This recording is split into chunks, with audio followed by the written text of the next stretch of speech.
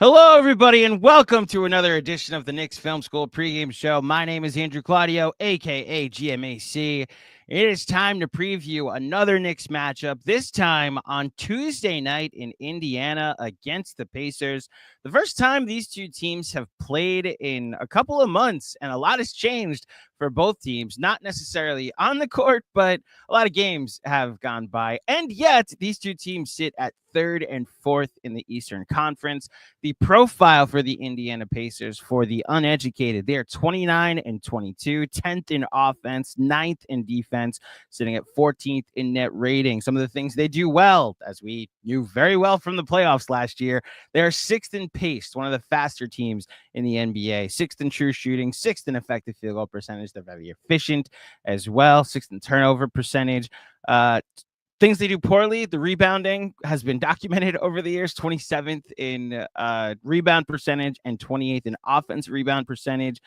And something we like to focus on as Knicks fans with the way the Knicks teams have rained threes against us this year, 11th in three-point percentage on the year and only 26th in three-point attempts per game. So a lot to talk about with this Indiana Pacer team, one that we know very well from the playoff matchup that happened last season. And of course, the long lost former Knick, Obi Toppin. We'll check in with him. And who else to talk about the Indiana Pacers with than the one and only Caitlin Cooper, who joins me, the author of Basketball She Wrote. Now she has as her description in her headline, KFS subscriber. Caitlin, Right. welcome back to Knicks Film School. Good to see you. Let's go. I got to see the new opening video here. I'm Right? included as part of your fancy trailer. I had to add on the tagline here. Of course, of Very course. proud KFS subscriber. Well, we are proud to have you here, even if it is the Pacers, who are a bitter rival here in New York. And I want to bounce around a bit before we dive into some specifics of the rivalry in this matchup, because it has been stated by some of the people I respect at Knicks Film School, and as a 2 seed or a 3 seed as a Knicks fan, that one of the teams we just don't want to see in the playoffs is the Pacers. And part of that might be some PTSD from last year. Part of it is the variation that the Pacers can play with at times, where they can look like a team that could knock off the Celtics on any given night, or the team that we saw on Saturday that lost to the Lakers without Luka and LeBron. They're on pace for about the same win total as they had last season, but I recognize you don't want to just be the same as last season. I mean, you tell us the expectations in Indiana this year. How are the vibes through 51 games so far this season? Wildly different than where they started. Okay, that's better. That's This is a improvement. very segmented season for the Pacers. I think that we like to demarcate it with a loss that they had that I've referred to as the Hornets disaster, which they lost to a very short-handed Hornets team, and Pascal Siakam and Tyrese Haliburton both scored in single digits. It was basically a big display of TJ ball as TJ was being checked by Nick Richards. His usage was very high, a career high scoring game for TJ. The Pacers lose that game. Then in complete opposite form to last season, when they really became, kind of the darlings of the league, being this catch you if you can offense, exploding in the in-season tournament, they go 0 of 4 in cup play this year, and that was almost to their benefit that they were bad, because they got to that period where they had 4 off days. They really dug in during practice time. They got healthier, and they've somehow become a different team. So prior to that, I would have told you my concerns about this team are not offensively and with pace, and that's where the issues were at the start of the season. And if I have told you, hey, this is how they're going to fix it, when they got out of those 4 practice days, they fixed it on the defensive end. So a difficult team to predict. I think that they're playing the best basketball of the Haliburton era since the in-season tournament break. So much different vibes than where they started the season at, for sure. To your point about that loss to the Charlotte Hornets at home, which dropped them to 10 and 15 on the season. Just simple math. They're 19 and 7 since that stretch. And as you pointed out, playing the best basketball that they've played so far this season. If you had to the Knicks fan that hasn't watched all 26 of those games and point to a specific trend that is how they're winning these games, how they're beating teams, like what would it be? Yeah, minus this most recent road trip, Right. I would say that It was reasonable to think that the Pacers would start looking like themselves again when Tyrese started looking like themselves again offensively. Defensively, I think it's mainly that they finally have, they were unrecognizable on offense to start the year. Now they have a recognizable identity on defense, which is really built around, a couple of things I guess I would point at. Andrew Nembhard is a special defender, and I'm sure we'll get into that in relation to what that means against Jalen Brunson for Andrew Nembhard. But he really did change and turn their season around because he's very important on both ends of the floor for them once he got back in the lineup. Tyrese has seen a lot of physical defense, a lot of full court face guarding. Having 2 point guards in the lineup really benefits them in that regard in terms of letting Tyrese play a little bit more off ball, free himself up as a screener. Nembhard answers that. And then he also takes on the top assignment at the point of attack. And he has a massive, massive difference on not only their on-off swings defensively, but also specifically how effective they are in defending drives and setting the tone for what they do, picking up full court. Then I would also point out that their turnover rate is very minuscule over the stretch, and that's very important to how they're able to maintain their defense, because when you're playing at a very fast pace and you have to hit the brakes really quick and change into the floor, that's very tough on them. So that's allowed them also, when you're not turning the ball over the floor, that allows them to set their full court pressure. And go ahead. Keep going. Yeah. And another thing is too, that they've found a role for Pascal Siakam that makes sense for him. They had to toy around with that a lot at the back end of last season. And the role that he had in the series against the Knicks is now that the role that he pretty much has full time, where they will put him on the lowest usage wing, the least threatening shooter. And he has a shadow presence behind Nembhard and Miles defending the pick and roll, where you're going to see him in the paint a lot. They do a lot more peel switching. You see more help being shown on drives than last year when they ranked last in the league in closeouts per 100, and they ranked last in help percentage on drives. Miles Turner looks more reinvigorated. And like I said, it's just the biggest thing is they play very deep. They have to play very deep. The polar opposite of the Knicks. They play 10 guys. We're averaging, 15 minutes per game since this stretch, because in order for them to play this exhausting style of basketball, they have to play a lot of bodies. I guess it's similar to the Grizzlies in that sense. Not like the Grizzlies go sometimes 13 deep, so that's the extreme of the example. But when we saw the Grizzlies a couple of weeks ago, that was the inverse. Like you said, the Knicks at most will probably play 8 tomorrow night, and the Grizzlies, to match their pace that they're playing at this year, they're also going like 10, 11 deep. Don't have a ton of lineups that are playing that have played a ton of possessions together. You don't really have that with the Pacers, though. They have an 800 possession lineup that's really good, over 12. I think it's a 12.2 net rating. The lineup of Turner, Siakam, Mathurin, Nembhard, and Haliburton.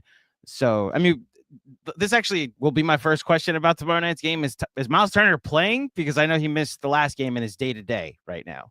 Yeah, they said that it's possible he could play Tuesday or Wednesday. So I think it's still questionable with that neck strain. I will say that was a little bit of a scary moment there against the Clippers. He took kind of a friendly fire blow to the head from Benedict Mathurin, and he was stumbling when he was getting off the court. So we'll see if he's able to go tomorrow night. It's interesting with teams balancing that. Like OG Anunoby took a wrong step, and it led to a sprained foot. And the thought, at least from my perspective, was like, we'll see it after the break. Like, don't force it. But OG Anunoby on the latest injury report upgraded to questionable for this game against, I don't know if that's gamesmanship on behalf of the Knicks, if they want to mess with the game plan, but I guess we'll see if Anunoby actually does play in this game on Tuesday. I want to talk about Tyrese Haliburton, because like on the season this year, he's averaging, let me pull it up, 17.8 points a game, 8.5 assists. That's like a solid, like very good starting point guard. His averages are 36% from 3, which, I mean, it's not great, but it's not terrible. And if without, like, in a vacuum, those numbers are fine. But because of what he was at the beginning of last season and it spurts in the playoffs, is it like, how do Pacers fans evaluate him? Are they able to, I guess, ignore what the beginning of last season was? Do you think that version still exists in him and this season's been disappointing? How would you evaluate Tyrese Haliburton? I mean, he's had flashes of what the beginning of last season was. Certainly when they were in Paris and he had that third quarter burst where he scored, however, I think it was like 11 points to close out the third quarter, and kind of had his moment in Paris that he never had in the Olympics. That was very similar to some of, the bombastic shooting displays that he had in the in-season tournament. Has it been as frequent? No, I can't say that. What I will tell people is, and I was pretty out there with it to start the season. I didn't think that he looked like himself. Drew Hanlen has since been on record saying that he suffered that leg injury at the Olympics and that he wasn't able to train after that leading into the season. I thought that there was very clear places when we're talking about how much their transition frequency depressed, the fact that they weren't getting out in pace. Some of that is because this roster is not the same anymore. Buddy Hield isn't on it anymore. You're playing with Bennedict Mathurin. You're playing with Pascal Siakam was here at the end of last season. You're integrating Jarace Walker. Some of the players on this roster play one way. Some of the players on this roster play another way. So it wasn't just all Tyrese, but to see him not be almost jumping out of his skin, like get the inbound pass in quicker after a made shot, glancing over his shoulder, looking for outlets to go. And I'm more so seeing him like pointing for Bennedict Mathurin to bring it up. That was very telling to me. About midway through the season, they played Portland at home, and I was like, hey, there he just stampeded the catch, and there he used his throw-ahead dribble and actually did something explosive. Even in the game against the Knicks, I pointed it out. I was at that game, not too far behind the bench. He had 30, and I was watching him come out of bounds and the amount of rigmarole he was doing, sitting on the bench with them using heating pads, doing other things. I was like, he still doesn't look right in this game, and he had 30 points.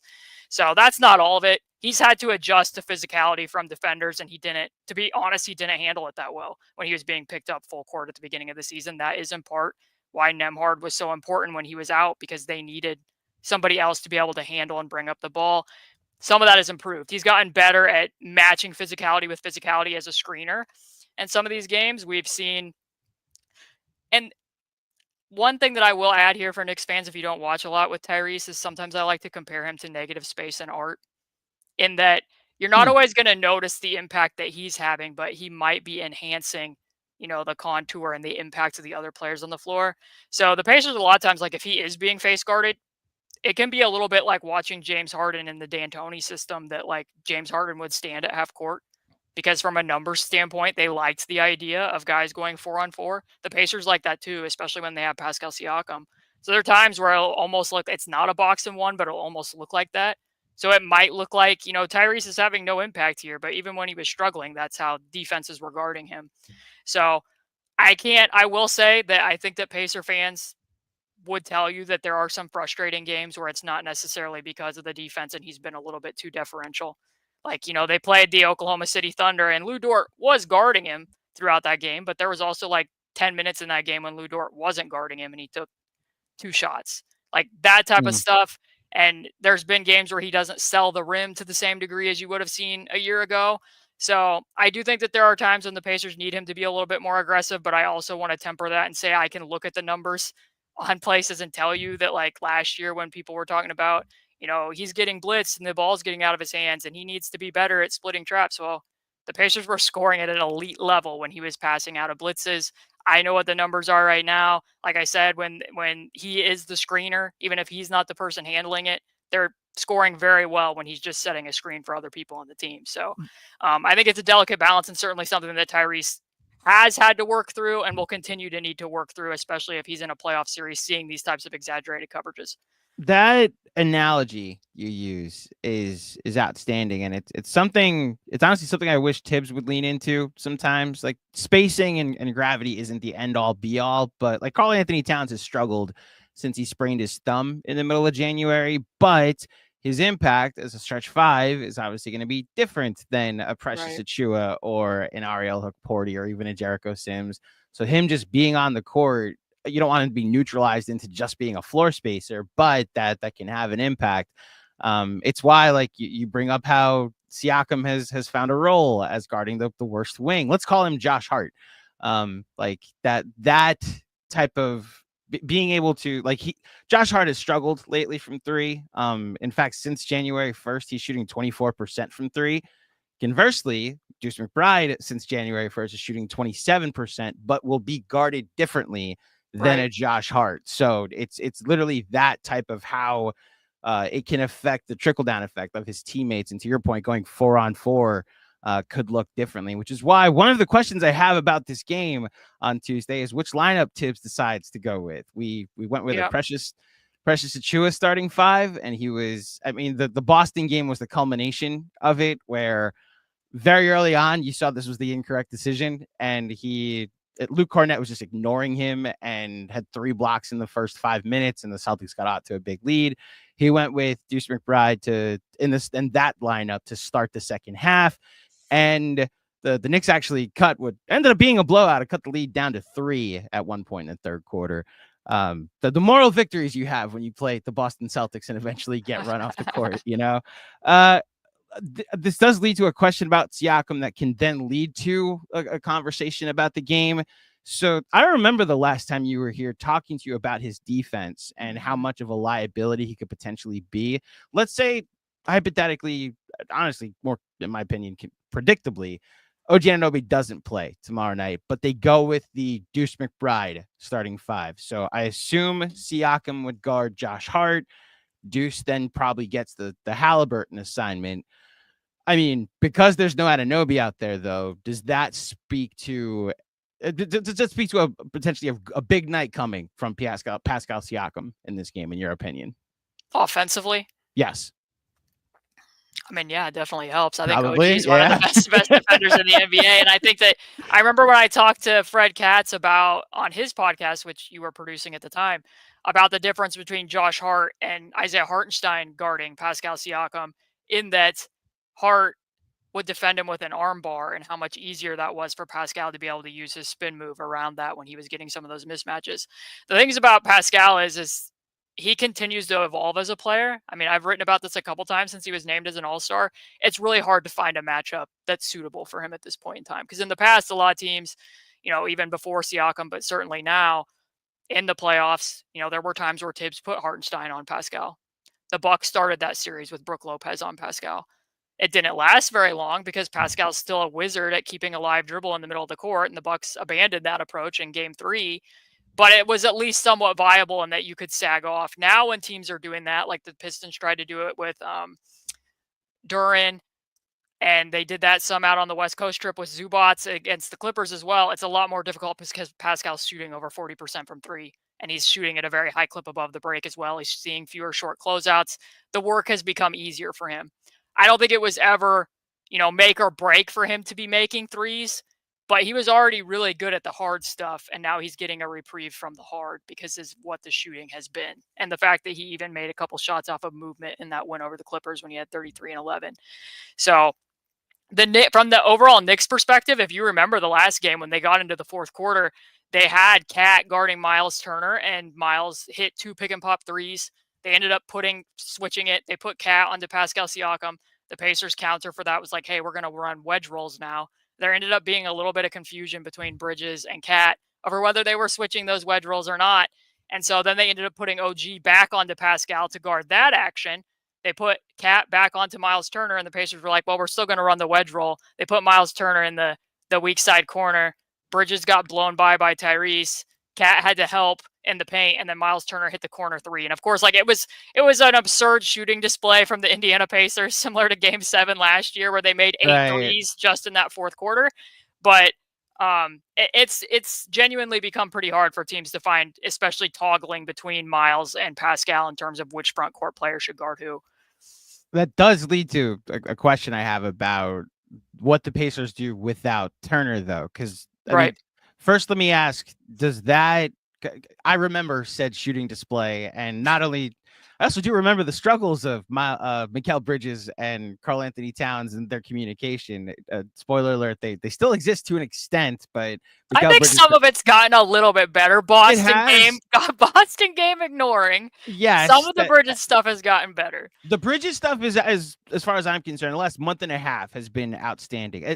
It's so funny that you point to a Hornets game that was your line of demarcation. So do we. The Hornets game that day after Thanksgiving, Bridges didn't close, and he was dreadful, to the point where the inbounds pass with 1 second left, he just rolled it in, and Josh Green, I think, still plays for the Hornets. He stole it and hit a buzzer beater, and I was like, all right, what's this dude problem? That it was so how many, we were counting the picks that day that we gave up for Mikal Bridges. Thankfully on Christmas, he avoided an alien invasion from Wemby and had 40-something points, and it's been kind of good since then. And now it's changing lives. Oh yes, thank you, Charlotte. What you're doing for us. I can't wait till we play you again. Hopefully, it can help Cat be better on defense too. So to the question about what the Pacers do when they don't have the spacing or really the shooting threat of a Miles Turner that they can go to in those pick and pops. How do you think they started Thomas Bryant against the Lakers? I don't know. I mean, how long? I mean, what the options are, but I mean, maybe Obi Toppin potentially playing. I know him. He played a lot of the five in that matchup against the Lakers too. What do you think they potentially do to try and recreate that advantage like they did the last time they played the Knicks? Yeah, I mean, the thing is that Thomas Bryant and Miles Turner play very similarly. They're virtually used the same within the offense, which is nice. That's basically what the Pacers did last year with Jalen Smith and Miles Turner as well. Isaiah Jackson certainly offered a different look, but the difference is that what you just said.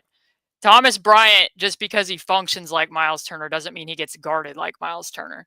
Right. So, like when they were in Utah, Walker Kessler pretty much played a one-man zone. The Pacers took a lot more catch-and-shoot threes than you would normally see. They're not a very high-volume three-point shooter, as team, as you mentioned up at the top.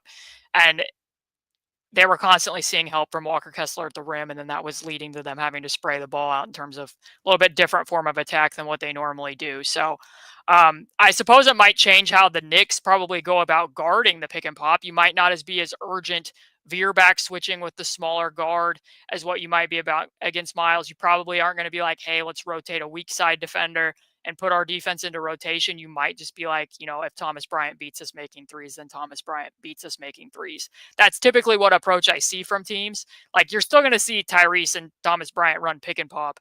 It's just that they're going to prioritize Tyrese and not Thomas Bryant. To your point about what teams might do, I also think that's what Tibbs likes to do. Like, right. I keep going back to that Cavs series where the Knicks won in 5 2 years ago. Where they just like said, if Isaac Okoro beats us, he beats us. And he was allowed to take whatever shots he wants, to the point where the Cavs' best option for guarding Jalen Brunson was not playable. And they had to go to LeVert, and then Brunson was just putting like pick a guard in pick and roll and screen guard to guard switches, screens, I should say. And it was game over by 5 games.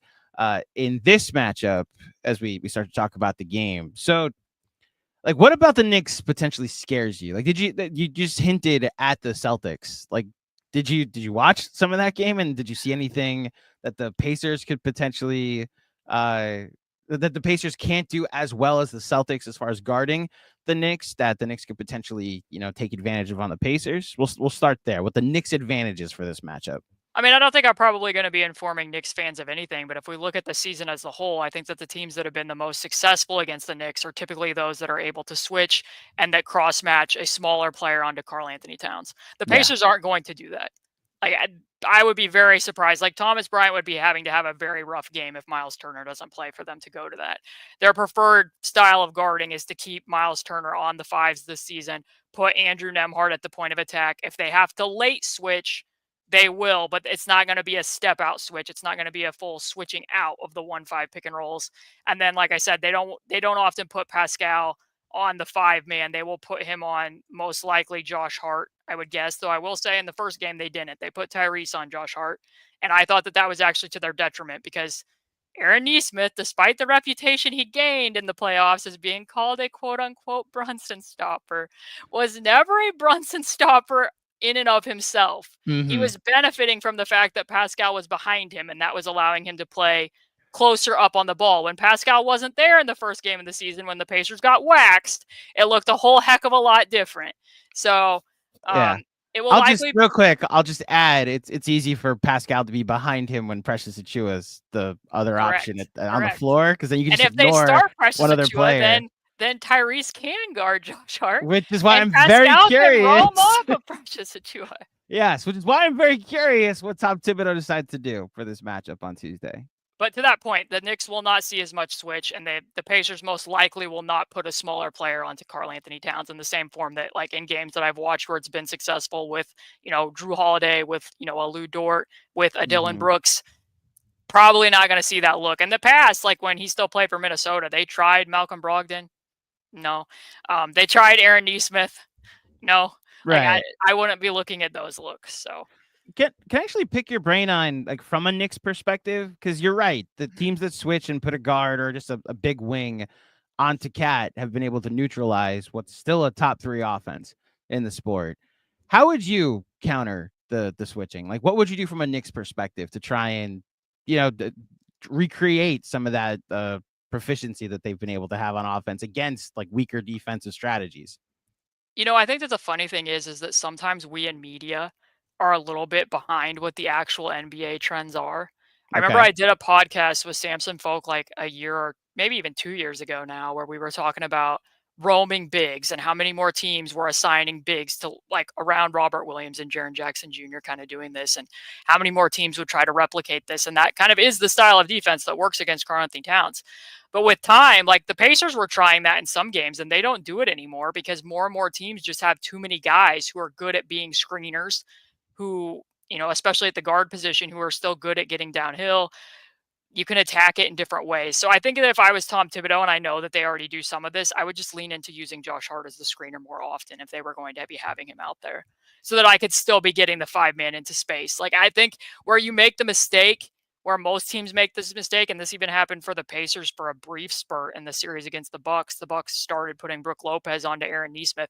You can't just park that guy in the corner and be like, oh, I bet he'll make enough shots that they'll change that defense. You have to put them into motion and start making that player do something. Go set a ghost screen. Go roll downhill toward the basket. And I just think a lot of teams are getting more versatile with that. And I think that's something the Knicks should be capable of doing. And I think that Josh Hart really has shown progress, at least in that regard. So you might look at a few other forms of attack, and then if it works, the team might go back to the coverage that's going to be more to the benefit of the Knicks. So Yeah, I would hope, and I think to your point, I think the Knicks have done this a ton. The bringing in Josh Hart into the action, so that way the center gets brought into the action. I look, it really does come into how much of a willing shooter Josh Hart is, and one of their go-tos when a play breaks down for the Knicks is just, I mean, I'm sure you've seen this. It's like, all right, where's Cat? Let's Brunson Cat pick and roll and see what happens, and it's one of the most run plays in the NBA one of the for a most reason. effective plays in Oh, the that's the NBA. thing. It's not a bad option. It's just like, to your point, if so, are you suggesting like just use Cat and his spacing and go Right. not necessarily go 4-on-4 to the point like you mentioned with Harden earlier, but okay, let Cat go on the wing, bring Hart into the action, and then use the center suddenly guarding Jalen Brunson to your advantage. That's what you're suggesting? Yeah, or like I've seen some teams too, like I'm not the biggest Josh Giddey supporter, but like when he was with the Thunder, they would use him a lot out of the elbows as well, which is something like sometimes when TJ gets guarded by fives, they'll put him at the elbows and have him run handoffs. So that way the big has to play closer. Because something that the Knicks have going in their favor is they have a lot of guys who can rise and fire out of those types of actions because there is more shooting. You have more versatility with what you can do around the guy who's being quote unquote ignored. And cutting is always helpful as well. There were a few times where Precious Achua, when Siakam was playing off of him, did catch him in that regard.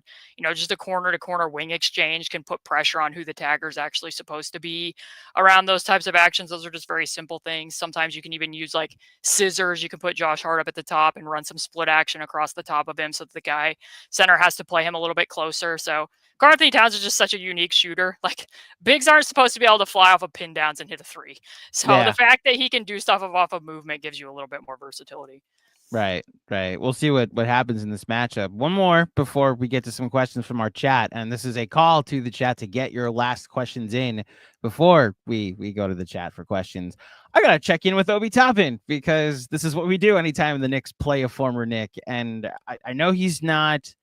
So this is a thing I end up doing with every pregame pod. I try to watch the most recent game, and I noticed what he did against the Lakers was playing during the fourth quarter when they were trying to make a comeback. I also know that his good performance, I'll say 14 points on 8 shots in 22 minutes. Although he was a minus 21 now that I'm staring at it. Okay, maybe he wasn't as good as I originally thought. Point being, he looked okay when he was on the court when I saw on Saturday. So you tell me, how has year 2 of Obi Toppin gone? I know he's not the insane finisher, at least from 2-point percentage is concerned. I mean, how would you evaluate year 2 of Obi Toppin? It's almost like the demarcated system. He's somewhat of a bellwether for it because when the pace had really not been matching what it was last year, it was kind of like, how does he make sense in this at this point? when you've signed him to 4 years and 60. Like if you're not playing at that up-tempo pace, and at the time he wasn't hitting the three either. His on-offs were pretty poor. And the on-offs still look bad, but it's been better once they kind of rediscovered who they are. And he obviously plays a big part of that off the bench. He's been overtaxed at the 5 spot. Like Knick fans who really wanted the Knicks to play Obi and Julius Randle at the 5. Like I'm not saying they should have never done that, but the amount that he's had to do it, there's a reason why they went and signed Thomas Bryant. There's a reason why they signed Alex Len off of the waiver wires. The numbers when Obi's out there is solo 5, like I think their defensive rating, they're still somehow a slight positive, but I think their defensive rating is like 118, which would be like the equivalent of a league worst defense practically. So his positioning when he has to play somewhat in drop, I think he opens his stance too quickly. He needs to turn and sprint because of what some of his issues are laterally, and sometimes he can get a little bit caught in the in-between. But overall, like I think that Obi, he builds out their strengths, doesn't necessarily address their weaknesses, but for him to stand out, then they actually need to play to their strengths, which is what ended up happening after the break that I referenced. So I thought he did okay in the Clipper game. Miles took the blow to the head, as I mentioned, and he had to battle with Zubats on some of those possessions, and he really fought to do the 3-quarter fronting. Was able to get a deflection, was able to get the ball out of bounds, and then they just ran in the lineups when Zubats was out there. I didn't think it was quite as successful against the Lakers, but not much of what the Pacers did, especially in the first quarter, given that they have become a very abysmal first quarter team over the last 4 games, was very successful for them. I've totally blanked. That's one of the things I wanted to talk to you about. You just talked about this in the pod you did on the Basketball She Wrote YouTube channel with Samson. Shameless plug. What's the number that they've been outscored in their last however many first quarters? On their West Coast road trip, they played 4 fourth quarters and they got outscored 145 to 86. In those 4 fourth quarters, they trailed by 10 or more points in all 4. 30th ranked offensive rating in the first quarter, 29th defensive rating, and it was like 58 points per 100. So they have some stuff that they need to clean up against the New York Knicks to start the game tomorrow. So those are all first quarters that you're saying? Yes, all first quarters. Just first quarters. That's correct. So, like, the Knicks are also notoriously slow starters. I am begging for a Miles McBride starting 5, which I think would work to the Knicks' advantage. But like, is there a world where the Knicks just get out to a good start and make this like a game that the Pacers have to play from behind? Like, if you were the Knicks, would you attack this as like, hey, we got to get to a good start? Look how slow they've been starting lately. Oh, absolutely. It would be at the top of the whiteboard. I mean, it's something that they focused on. Like Rick Carlisle, when they did it for the 4th time against the Lakers, was like, look, we got to look in the mirror. We got to figure this out. And they talked about it. And it was funny because they talked about it today. And the first timestamp on that video was me pointing out like bad transition defense has a lot to do with this. And they're like, well, we looked in the mirror and bad transition defense was a big part of this. Man. So blame it on the mountain air, blame it on the second night of a back-to-back, blame it on the fact that they've been changing all types of time zones since returning from Paris. And then they played a couple games at home and then immediately went on a 4-game West Coast road trip. I don't know exactly. Some of that had been better, but it was like every game you could see at least one coast-to-coast layup in the first quarter. Among some other issues just overall in transition. That's a small piece of what's kind of been going on, but certainly a compounding one. Yeah, well, we'll see. Back home, back in your own bed, that obviously screams advantage Pacers, and all these disadvantages that the Knicks could have potentially might see some Josh Hart full 94 feet layups. Yeah, so that's the thing. The Knicks are outstanding in transition, but their frequency is just not enough. I don't know if that's just. I mean, I'm sure you've seen this from when you watch. Every drive that Cat takes turns into a 5-on-4, even if he makes it because he falls. And then if he misses it, it's a wide open 3 in transition the other way. I think teams have scouted that. The moment Cat drives, just like get ready because we're leaking out the other way. So it's almost like the reverse situation for the Pacers too, where oftentimes like they harp on defensive rebounding a lot. They're still not a good defensive rebounding team, but like a lot of times we think about, defensive rebounding is so key to their ability to set pace. And a lot of times I almost find the reverse to be true with what you just said there, that their offense is very critical to their defense. Like when they're hitting on all cylinders and taking high quality shots and they get a good start there, then they can really get rolling because defensively they're able to set their pressure. which is Right. going to matter against Jalen Brunson for sure, and did matter in the playoffs, and they're better at it now than they were then. So if they can actually make enough shots where they can, create a positive feedback loop for themselves, they're very much a one into the floor type team. Yeah. Yeah. And you think they'll go full court, have Nembhard guard Brunson from like 90 feet, like you're saying? Like, you think they'll do the full? Okay. Yeah, I mean, I don't know if you watched the game that they played against San Antonio, but they're to the point now where they will a lot of times have two backcourt defenders. And if a big is bringing the ball up the floor, the bigs are even picking up at half court level. Miles Turner picked up Wemby at 3/4 court for that entire second game.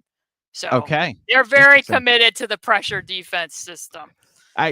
But it might work, especially against this Knicks team that is one of the few slower in pace teams in the sport. We got a couple questions from people watching live. Let's start with the one and only Chris Persianen. What up, Chris? Thank you for watching live. How good is Jarace, referring to Jarace Walker right now? I was high on him pre-draft, but acknowledged at the time he had a ways to go before starting to impact NBA games in the role he played in college. This is a really great question, especially for this matchup, because we didn't really talk about it that much, but as Knicks fans know, I'm sure, Andrew Nembhard struggled with Jalen Brunson, in part because Andrew Nembhard is a defender who is very good in contain. He's kind of started perfecting a pull the chair move on drives, which I just find completely delightful. But against a player like Brunson, playing in contain doesn't work as well if you don't have as much length. Jarace in that fourth quarter at home against the Knicks, they gave him a few possessions against Brunson. And because Jarace has much more length at the wing position than anybody else on the roster, I actually thought he did okay in some spots there. I don't typically like him at the point of attack, but that does give the Pacers another option in addition to Nesmith. I think overall, in terms of how good is Jarace right now, the Pacers are playing a 10-man rotation, sometimes 11. He typically falls in the 11th man spot. And something that stands out is when you're talking about, the role he played in college, when he was at Houston has a reputation, especially playing under Kelvin Sampson, of having these like really high motor players. And I don't think that that's completely applied to Jarace. They played, a very aggressive pre-rotations blitz scheme at Houston, which was very different from the defense that the Pacers were playing last year. So there was an adjustment curve. But still, something you'll hear the Pacers talk about a lot with him is that they want him to play to exhaustion. They've really challenged him with his conditioning. He worked and did like several weeks with Jim Boylan over the summer. They've had him do stuff during the middle portion of the season this year. And still, sometimes it just shows up. Like if you guys watched the game against the Lakers, there were a lot of fans that were clamoring and being like, Ben Shepherd needs to stop guarding Austin Reeves. I didn't really think that was so much a Ben Shepherd issue as like they were switching Tyrese. Kind of like the Knicks switched with Brunson a little bit more than they did last year. They switched with Tyrese a little bit more than they did last year. Then they weren't trapping. But then they were trapping, and Jarace is like trying to earn minutes, and like a rebound comes very easily off the rim and he doesn't get in front of the guy, or he's getting back in transition and he has no idea who the guy he's guarding is. Or like sometimes they're playing up against Detroit and there's 3 minutes left in the game and he decides to have like point forward privileges and just throws a ball out of bounds with his offhand. Like it's that type of stuff there. If you're Rick Carlisle, Jarace has a much higher ceiling than Ben Shepherd, but it can be very variable. And I think sometimes they have a little bit of trouble relying on him in situations down. We'll see what happens in the playoffs, but that's the way I would term it. Is Jarace has been pretty variable, but he has had some standout games this year that make you believe in what he can have as a higher ceiling. Okay. Thank you, Chris, for the question. Next one from Dirty Dancer. Why is Tyrese better at home? I think the Pacers were very good on the road up until these last 4 games where they had the really bad first quarters. They had been doing better on the road overall. That was certainly true at the beginning of the season. And I think part of it was, quite frankly, some of what I mentioned. I know that sometimes access to training can be different on the road than what it is at home. I was seeing the amount of rigmarole that was going on the bench for him to be able to play out in games. But also more so, I think it correlated with the fact that they were playing opponents in the early portion of the season, be it Orlando, be it Memphis, be it Houston, be it Milwaukee, with guys who could pick him up very effectively full court, and he hadn't quite adjusted to the level of physicality that's being allowed by the officiating so far yet this season. So when you're talking about, Jalen Wells, you're talking about Andre Jackson, Jalen Suggs, certainly just what Houston's overall defensive system is. it just so happened that those were games that were happening on the road that were limiting him more than what some of the opponents were at home that don't play those defensive schemes. So I think that was some of the correlation. And honestly, he just needed to make shots. So that's kind of the easy summarizing of it, I think. It's funny how simple that answer could be. Just like, oh, he made more shots at home. Like he started making more than he started missing, like, and to your point about the Dirty Dancer's question, looking at the home and road splits this season, he has a 62 true shooting at home and a 57 on the road, which isn't. Yeah, I mean, it was a dramatic. Yeah, it was dramatic. Yeah, it was dramatic to start the season for sure. Yeah. Have you seen the RJ Barrett home and road splits?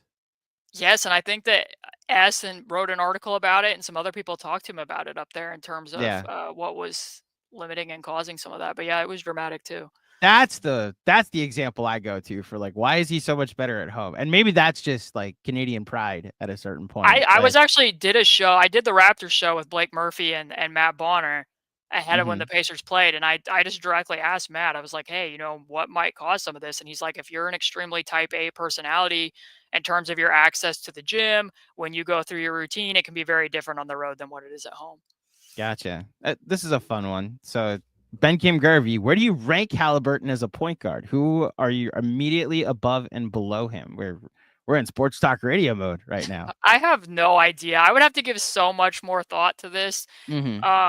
I think probably general consensus might have him a little bit lower this year than what they would have last year in terms of Tyrese is still the most important player on the Pacers. Pascal Siakam has certainly been the best player and the most consistent player, but Tyrese, when he's firing on all cylinders, is what gives them the higher ceiling.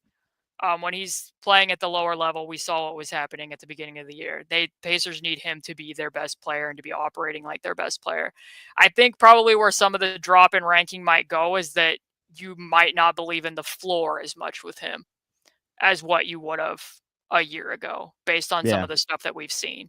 Where like most of the time with Jalen Brunson, even when he struggles, I think that you probably believe in having a fairly reliable floor when he's out on the court.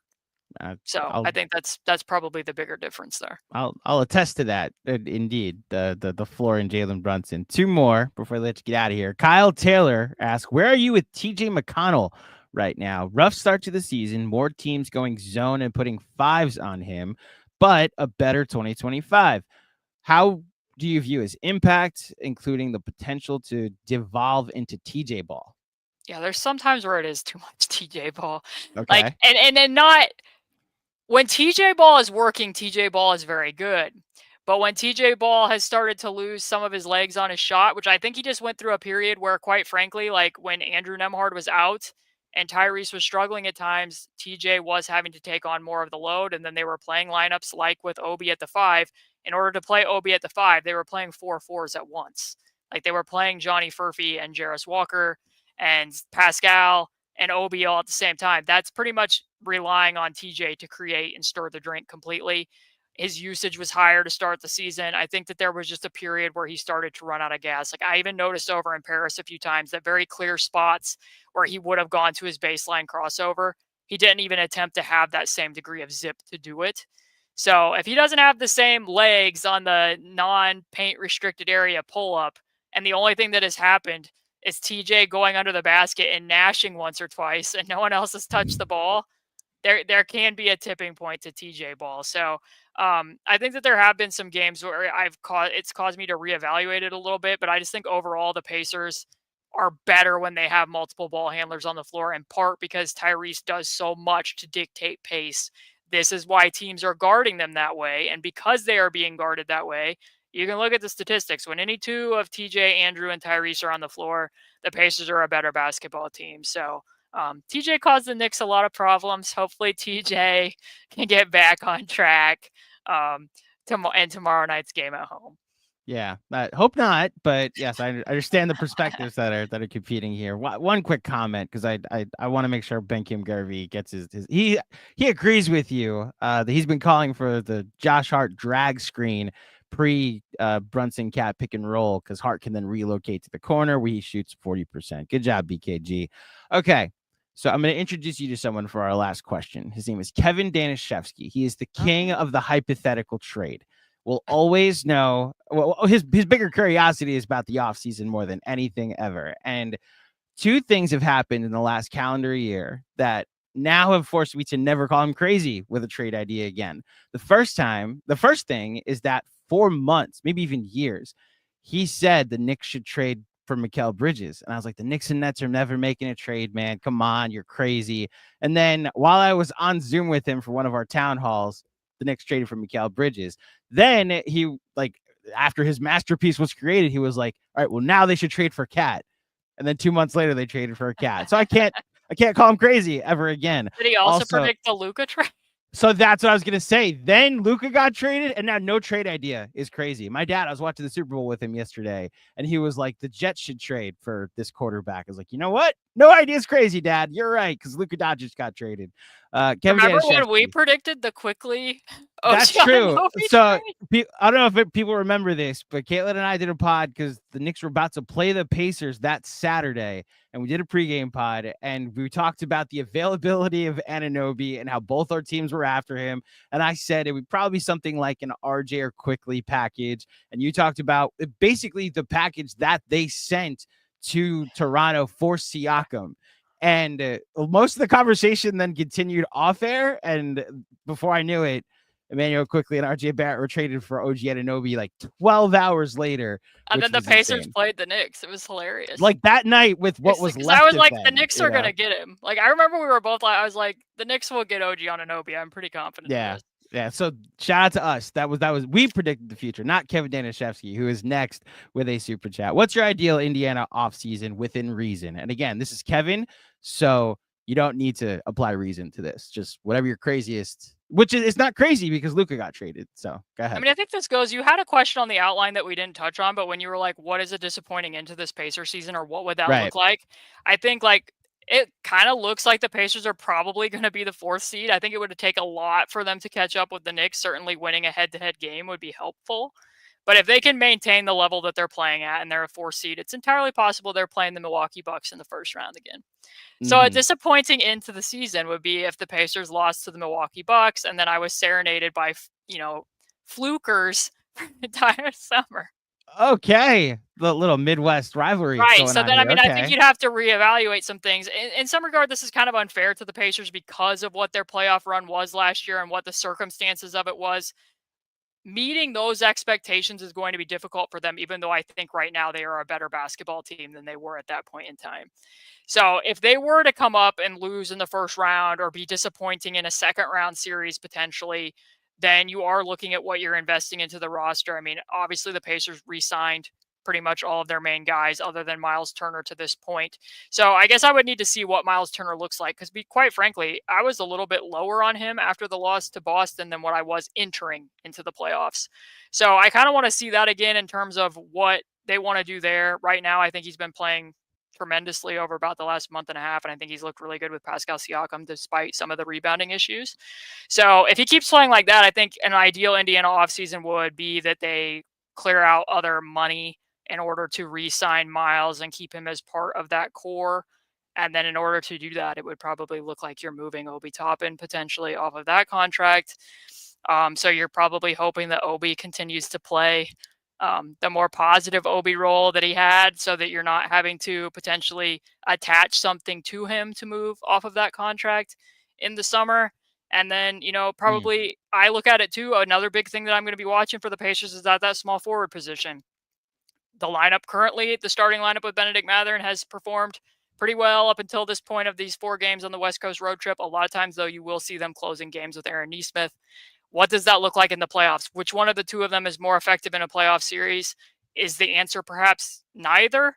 I don't fully know. They represent 2 very different versions of what they offer to balance out the other 4 players. So another thing to consider, especially since it would be very tough for them to extend Bennedict Mathurin and pay Miles Turner.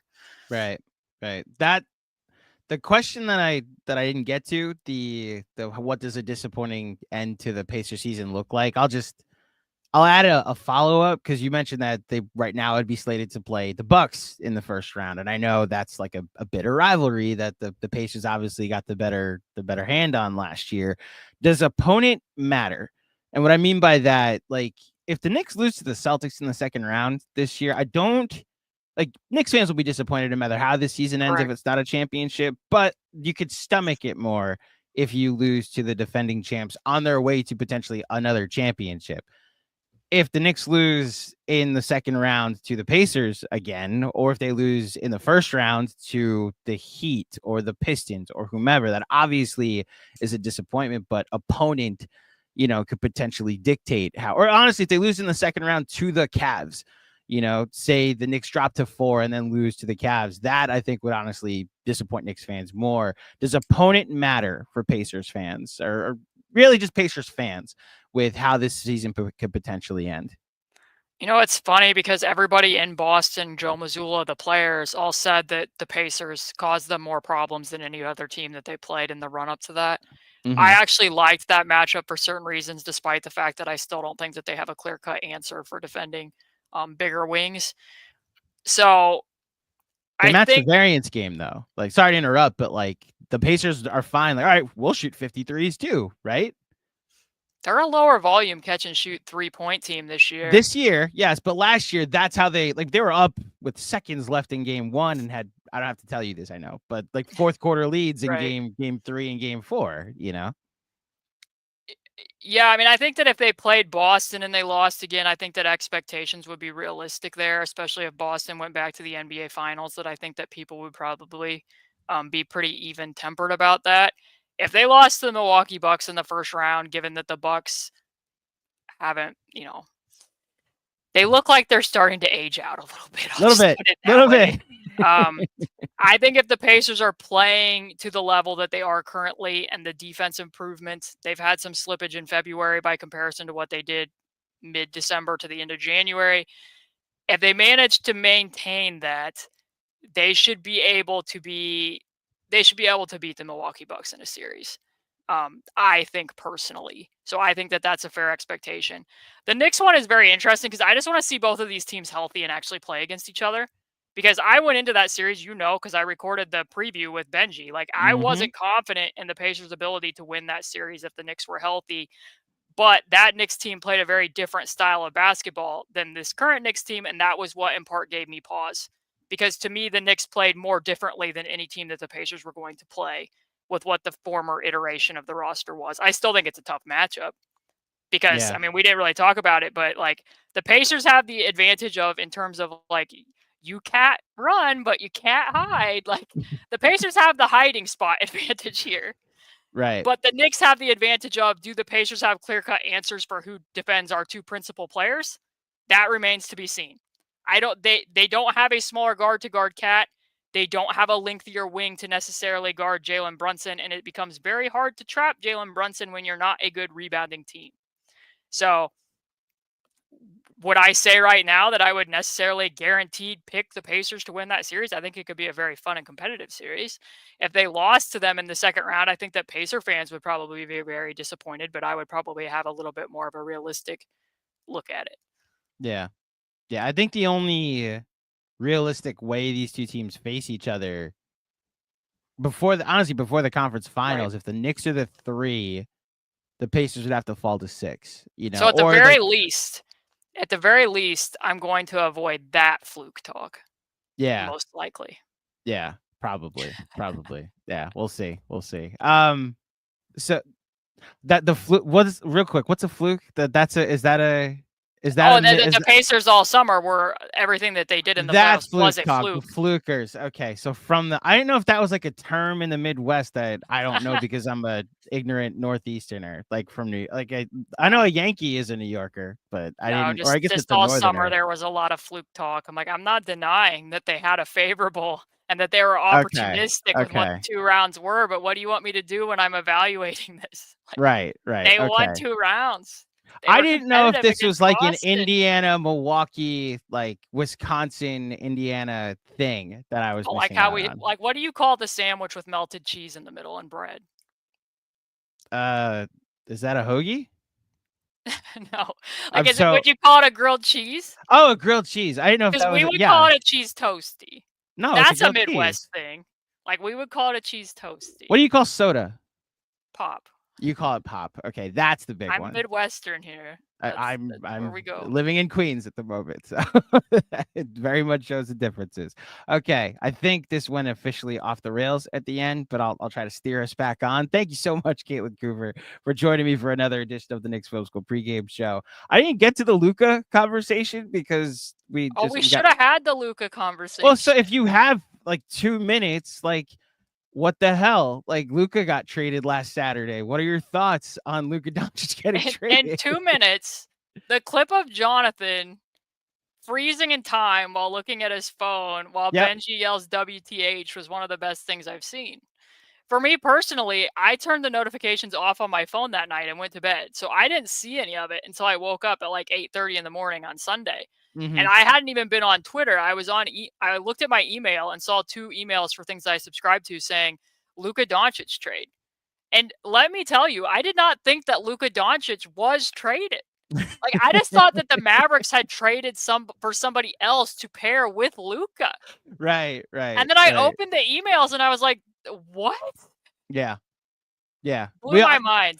I was telling my dad this yesterday that it's like Simmons has talked about this, and I've said this on the pod. It's the first of its kind where some trades are unbelievable. Like our reaction, like on when Mikal Bridges got traded and it was recorded, like we were in disbelief, but it wasn't a questioning of the author of the tweet and whether he got hacked or not. Like, it was so unbelievable, the details of the trade, that it's like, oh, that's not real. Like, this is fiction. Like, we're watching a movie. Like Wicked was more realistic than this trade at the moment. And, you know, it suddenly started to roll out. Oh, this is a real thing. And I don't know if you experienced this the next day too, if you went and did this, but like, because of the nature of the pregame pod, I'm subscribed to a ton of YouTube channels, and everybody does their post-game shows around the same time, and everybody was live when this trade broke. I'm tuning into these shows that I've like been watching, that I've never heard of.